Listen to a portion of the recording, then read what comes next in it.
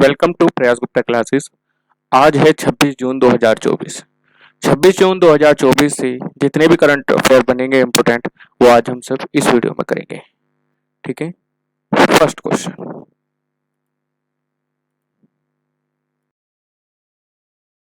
केरल विधानसभा द्वारा हाल ही में पारित प्रस्ताव के अनुसार केरल राज्य का नया प्रस्तावित नाम क्या है?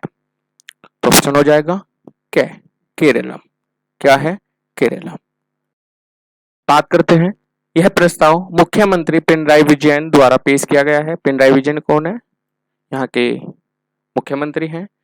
इसमें भारतीय संविधान की पहली अनुसूची में संशोधन के लिए अनुच्छेद 3 को लागू करने का आह्वान किया गया है। तो याद रखना, हमारी इस वीडियो से आपको ये इंपॉर्टेंस मिलेगी कि हम आपके इसमें स्टैटिक जीके भी लेके चलेंगे और करंट अफेयर भी। ठीक है। जैसे रहा कि भारतीय संविधान का अनुच्छेद 3 क्या कहता है कि यह नए राज्यों के गठन और मौजूदा राज्य के क्षेत्र, सीमाओं या नामों में परिवर्तन करने के लिए यह कहता है। कौन सा? अनुच्छेद 3। भारतीय संविधान की पहली अनुसूची में क्या है? इसमें भारत के राज्यों और केंद्र शासित प्रदेशों के नाम शामिल है। तो आप याद रखना, भारत की संविधान की पहली अनुसूची में क्या है कि भारत के राज्यों और केंद्र शासित प्रदेशों के नाम। नेक्स्ट क्वेश्चन, किन संगठनों ने gateways to the sea historic ports and docks of Mumbai region पुस्तक प्रकाशित और संकलित की है? तो ऑप्शन हो जाएगा क्या? Maritime Mumbai museum society of प्रकाशन प्रभाग ने इसको क्या करा? प्रकाशित करा। अगर मैं बात करूं, इस पुस्तक का विमोचन किसने करा है? इस पुस्तक का जो विमोचन करा है वो महाराष्ट्र के राज्यपाल श्री रमेश बैस ने किया है। ठीक है।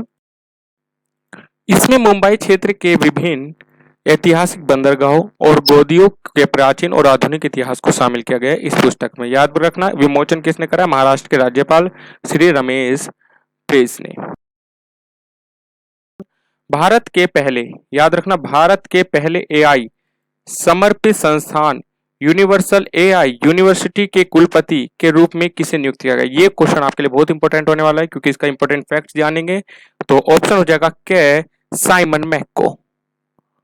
तो इसके इंपॉर्टेंट कि यह नियुक्ति पहली बार जब किसी विदेशी नागरिक को किसी भारतीय विश्वविद्यालय का संस्थापक या कुलपति नियुक्त किया गया है। याद रखना, यह पहली बार है जब किसी विदेशी नागरिक को किसी भारतीय विश्वविद्यालय का, यूनिवर्सिटी का संस्थापक या कुलपति नियुक्त किया गया है। हम बात करते हैं साइमन मैक, जो सिलिकॉन वैली के स्टार्टअप्स और शिक्षा के जगत के अनुभवी लेकर आए हैं। यहाँ पे इनको इस चीज का अनुभव है। क्वेश्चन, रूस के कजान में आयोजित 2024 ब्रिक्स गेम्स में समग्र पदक तालिका में भारत का स्थान कौन सा है? तो याद रखना, ये 2024 ब्रिक्स गेम्स है जो रूस के कजान में आयोजित हुए हैं। इसमें भारत का स्थान कौन सा है? तो आप बात करते हैं ऑप्शन 8वां। इसमें है कि भारत ने 12 से 23 जून तक रूस के कजान में आयोजित 2024 ब्रिक्स खेलों में 3 स्वर्ण सहित 29 पदक हासिल किए। तो आपको पता होना चाहिए भारत ने कितने स्वर्ण पदक हासिल किए इसमें। तो आपको पता होना चाहिए 3 स्वर्ण पदक हासिल किए और टोटल कितने पद है? 29 पदक इसने हासिल किए। और इसी के अनुसार भारत का जो स्थान रहता है 8वां रहता है। तो शीर्ष स्थान जो है वो आपका रूस का है, कितने पदक लिए? 507 पदक हैं। दूसरा स्थान है आपका बेलारूस का जिसने 247 पदक लिए हैं। तीसरा स्थान है आपका चीन जिसने 62 पदक लिए हैं। भारतीय महिला टेबल टेनिस टीम ने भारत के लिए पहला पदक जीता है। ये भी आपके लिए इंपॉर्टेंट फैक्ट होने वाला है कि भारतीय महिला टेबल टेनिस टीम ने भारत के लिए पहला पदक यहां से जीता है। नेक्स्ट क्वेश्चन, हाल ही में किस देश की सभी महिला मीडिया टीम बिलिन ने अपनी साहसी रिपोर्टिंग के लिए 2024 one world media press freedom award जीता है? तो ये 2024 one world press freedom award है।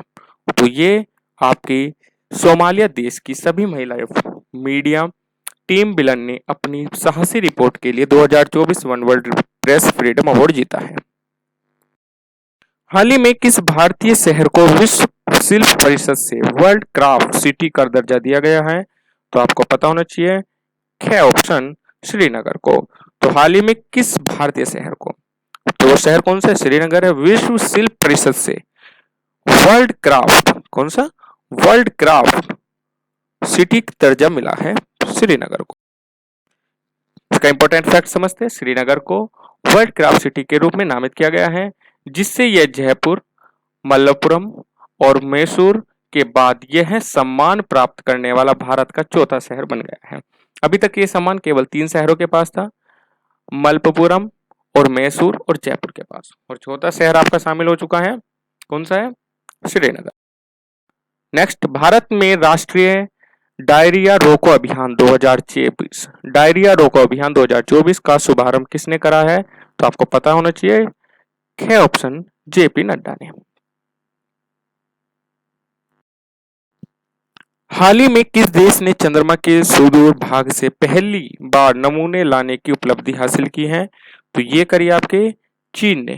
किसने, चीन ने। चीन ने चंद्रमा के सुदूर भाग से पहली बार नमूने लाने की उपलब्धि हासिल की। इसके इंपोर्टेंट फैक्ट समझते हैं, क्या है कि चीन का चांगाई 6 चंद्रयान अन्वेषण यान चंद्रमा के दूरस्थ भाग से नमूने लेकर सफलतापूर्वक पृथ्वी पर लौटा है और 25 जून 2024 को आंतरिक मंगोलिया में उतरेगा ये।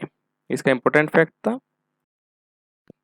राज्यसभा में सदन का नया नेता किसे नियुक्त किया गया है, तो याद रखना, राज्यसभा में सदन का नया नेता किसे नियुक्त किया गया है, तो नियुक्त किया गया है जगत प्रकाश नड्डा को, जगत प्रकाश नड्डा को, जिसे जेपी नड्डा भी बोलते हैं।